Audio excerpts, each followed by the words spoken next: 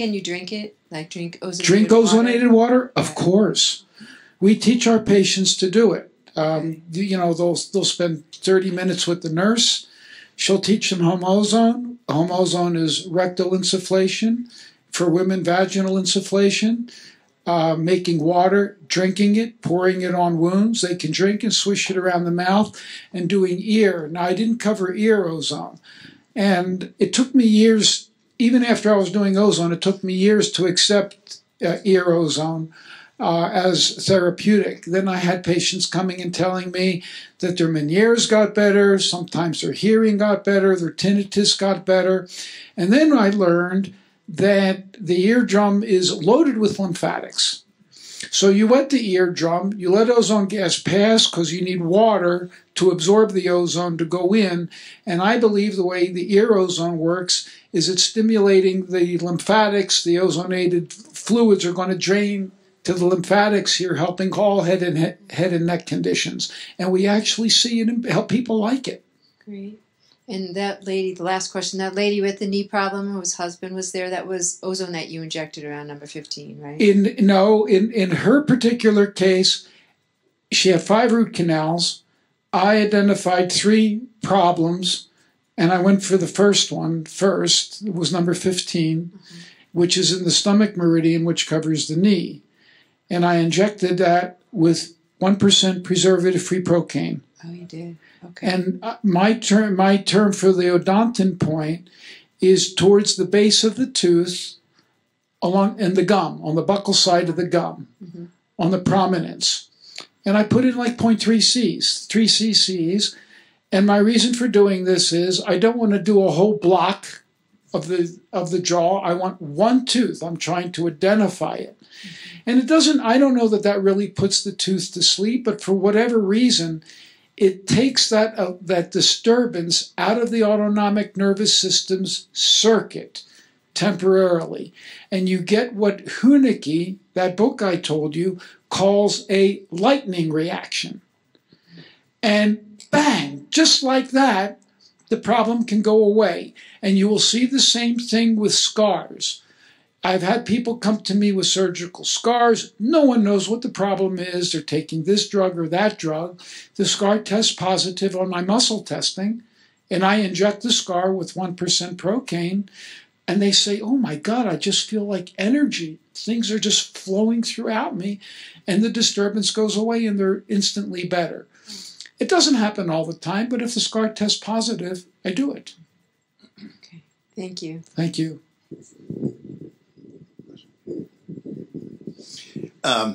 Firstly, where do you get preservative-free procaine?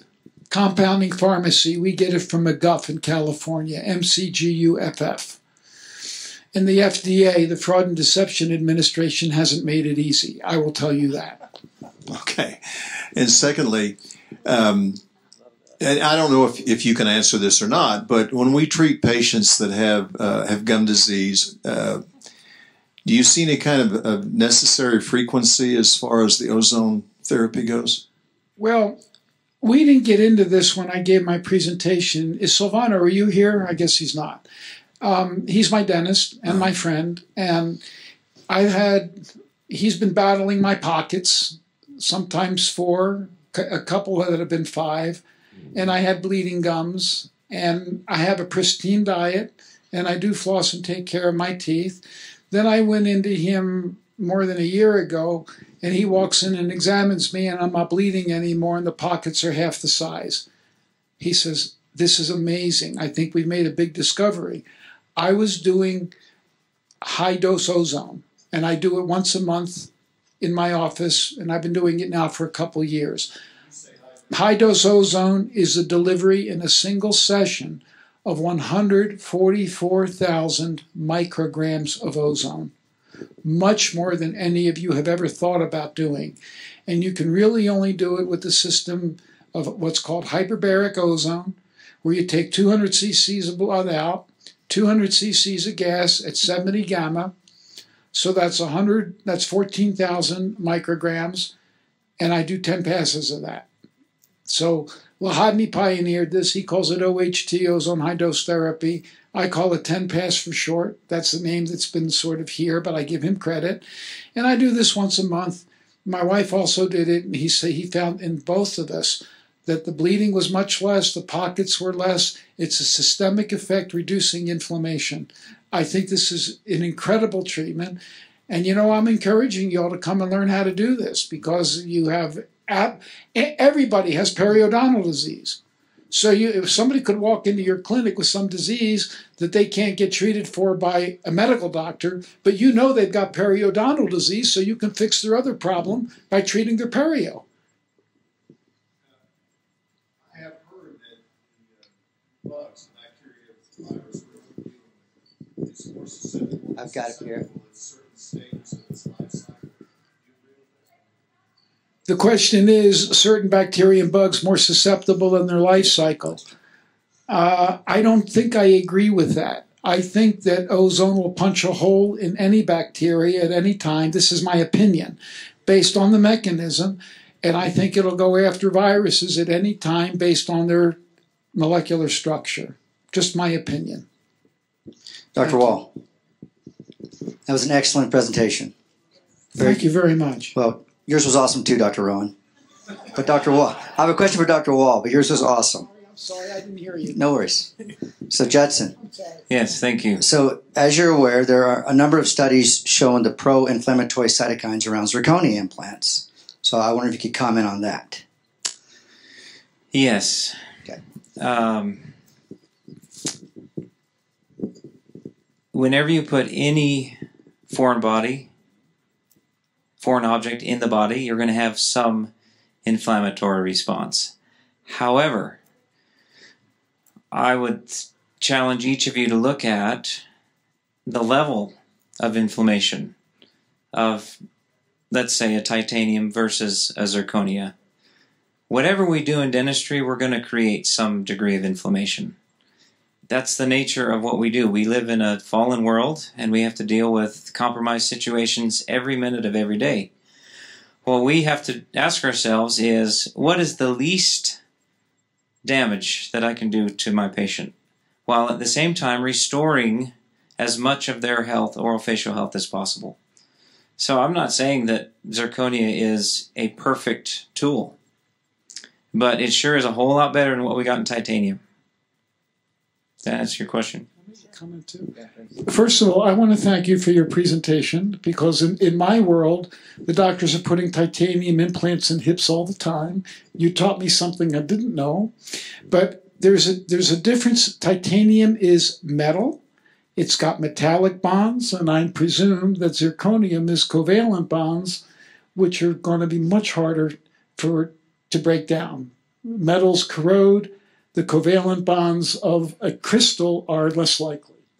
That's correct. And it's actually zirconia, which is zirconium oxide. Very important thing, because a lot of our colleagues are not versed in this terminology, and they say, well, you're putting zirconium in their mouth. That's a metal.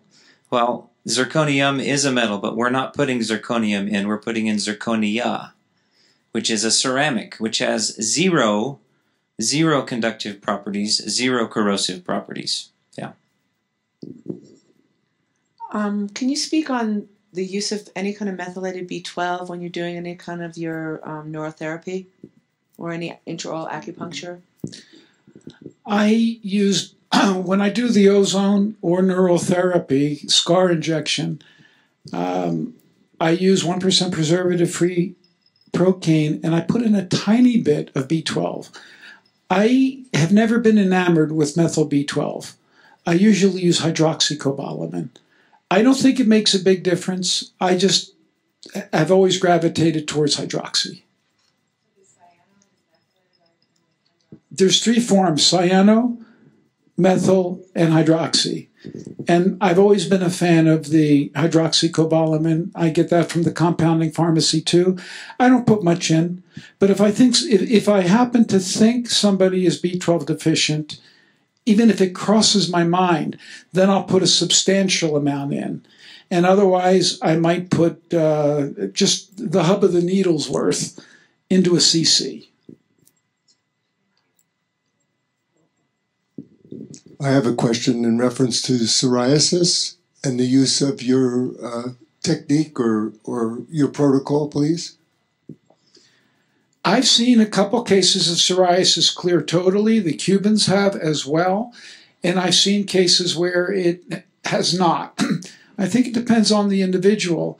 In 1983, I heard a guy, not 83, but somewhere around then, named Rosenberg speak, indicating that psoriasis, he believed, was some type of atypical candida infection activating the alternative complement pathway. So I started treating it that way, and ozone is very good for treating candida and mold issues, at least in my hands it's been. So we've seen some results, and I would do it. And I was telling some other people here that when my patients get beat over the head with a wet noodle when they come to me. I'm not just an ozone doctor. I hope you can see that. I'm in their mouth about teeth. I'm looking for energy disturbances. And I am wild about diet and what they're eating. And I am merciless about what they're eating. And I try to move them more towards a 70% living food diet.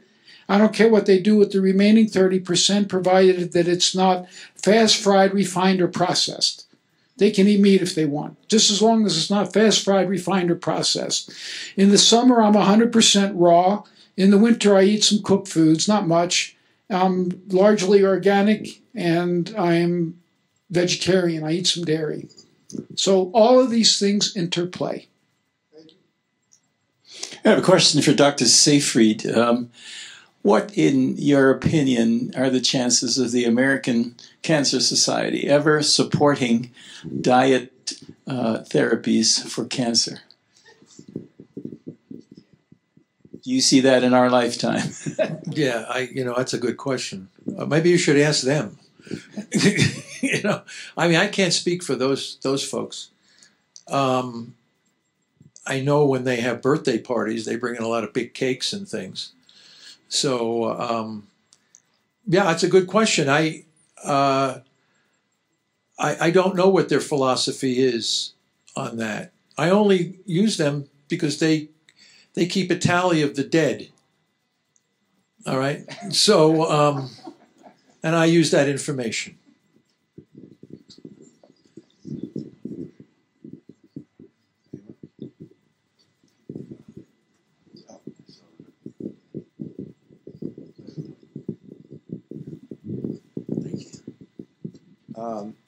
Different speakers have touched upon this in passing, but what would represent holistic use of traditional antibiotics or holistic use of traditional analgesics? How and to what degree, if at all, do you utilize this? Traditional use of antibiotics. Can you be more specific with your question?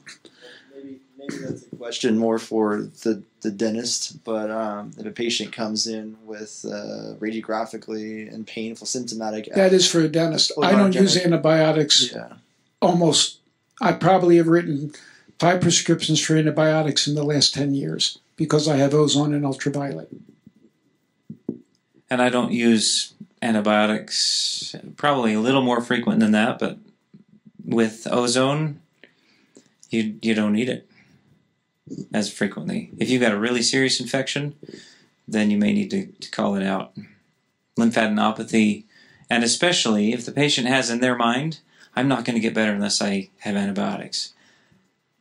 Some people, you're not going to change their mind, so give them what they want. Question to Justin Wall. Just wondering, I saw in your protocol that you use PEMF technology. Could you explain a little bit more? Oh, sorry. Biomimetic? Yeah. I mean, you conserve as much tooth structure as possible. So as an example, if you've got MODFL, covers all the surfaces of the tooth with decay, instead of cutting all of the remaining enamel off of that tooth to do a crown, rebuild the tooth, say using bonded techniques with Ribond. It could be a whole course in and of itself. But avoid using crowns. Could you specify a little bit more about the PEMF technology? About what? PMF. BMM? No, Peter. PMF. Oh, PEMF. Yeah. Thank you. Pulsed electromagnetic frequencies. There are a lot of different machines out there, and basically it's sending energy into the tissue to help rise it to a healthier frequency. That's the Reader's Digest version. The one I use is called IMRS. There's a beamer. There's all sorts of pulsed electromagnetic frequencies. Oh, yes. Yes, about antibiotics, there's a lot of literature showing that they have anti-inflammatory effects, neuroprotective effects, so they might not just be killing germs, and we need to be aware of that. There's also literature showing that antibiotics will attack your own mitochondria. Mitochondria are believed to have arisen from bacteria or similar structures, and we know that Cipro is really wonderful at wiping out people. I try to avoid antibiotics where possible, and I have seen such really good results with this high-dose ozone, which is hyperbaric ozone. So I didn't get into the techniques here. I was just trying to give you a presentation on ozone. But the modality we use is ozone under pressure in a bottle, and it is just so powerful that we get rid of tick bite cellulitis. We got rid of this prosthetic hip infection. I just don't find a great need for antibiotics now. And if I can get away with it, why not kill the organisms with something that helps the body?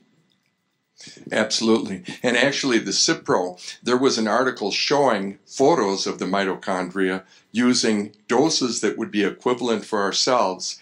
And the bactericidal ones like Cipro and ampicillin, all the penicillins, cause shredding of the mitochondria. Whereas minocycline and a few of the others do not show any. And this was very carefully done, measuring SOD levels and malondialdehyde. Nevertheless, I'm with you, Robert. Try not to use them if ozone works. And I'm also with you, Dr. Wall. Sometimes people say, well, I need those. Then I tell myself, well, it's really doing some anti-inflammatory stuff, and I'll leave it at that. And use ozone.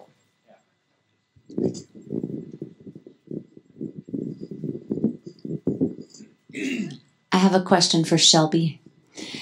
I'm curious and grateful that you use integrative hygiene more than just cleaning people's teeth, and your presentation on bacteria and just how things can be influenced powerfully just by having an awareness of what is in the mouth. Thank you. And I'm curious to know, what is the one thing that you see consistently that if you could impact in your patients' choices in health that you would guide them to do or do differently? And I know that's a very big question, but...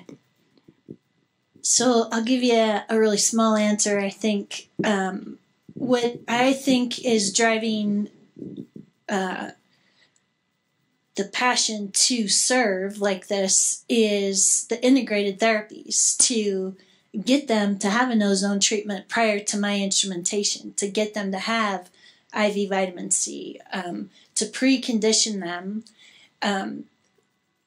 to establish that hormesis that we were talking about this morning.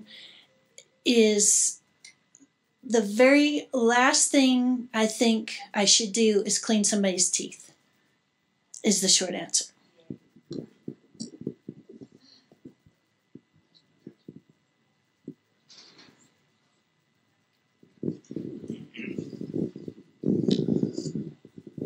Thank you all.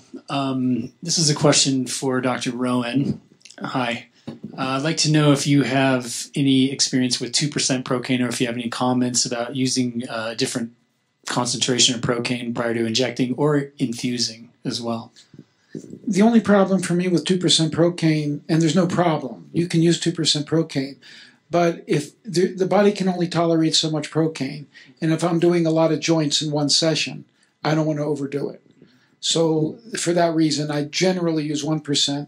And if I know that what I'm going to be doing is very limited and I'm not going to use more than, say, 3 or 4 cc's, I would be willing to consider 2%. Mm-hmm. And would you be more prone to use it in the mouth as opposed to other places in the body? Or do you still think 1%? I could, but I just... like 1%? I have both. I have both. But typically I do mostly 1%. But like I said, if it's limited, if all I was going to do would be check an odontin point, I might use 2%. Okay. But when when I do these odontin points, remember, I might have 2 root canals right next to each other. Mm-hmm. And I want to, both could test positive, and one might not clear the problem. So I go for the one that I think is the worst first. And then after I do that one, if it doesn't clear the problem in front of me, then if I don't use too much Procaine, it's not spilling over to the other tooth. Then I go do the other tooth. And that might fix it. And then using it in infusions as well, like as a precursor to... You can put a little bit of Procaine intravenously. Okay. There's an old formula, GH3 from Anna Aslan in Romania, that's supposed to be rejuvenating, and the heart of it was Procaine. I don't do a lot of that. I did some in the past, but I don't do a lot of it now. Okay, thanks.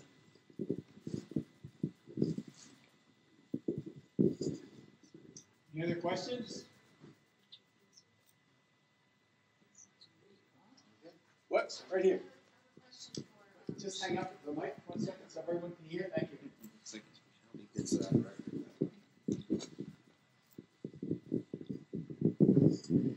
I just had a question for Shelby. You said tomorrow for hygienists. Was it tomorrow or Sunday? Oh, right. Sorry. Yeah, 7:30 tomorrow morning. There's some hygienists. Actually, all the hygienists are invited to. It's not that we're singling you, Dennis, out, but all the hygienists. If you could meet at 7:30 at the Saratoga Room, we're going to try to get together and do something kind of creative with the organization here. Thanks for asking. Thank you. Okay. Say that again. You may not. Dr. Mark, you may not come. Sorry. There was one other thing I wanted to mention. For those of you who do use ozone, there is a new organization. It's called Ozone Without Borders. And it was born out of our Sierra Leone trip, named for Doctors Without Borders. And the reason why we named it is because there's a lot of infighting in the ozone world where some people will boycott a meeting simply because another person is speaking. We don't want that kind of crap. I believe anybody who's doing a therapy should be able to come present what they've got, and we're men and women enough that we can filter it through. Our first meeting is in a couple weeks in Aruba, and you're all welcome to come. Go to Ozone Without Borders. I'm going to stay a week. My wife is looking forward to this, and I'm speaking there on some ozone matters. And if you want to come and snorkel on the beach or dive, please come.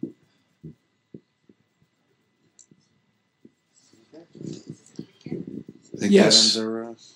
Ozone Without Borders, easy to remember. Just go online. It's in I think it's in 2.5 weeks.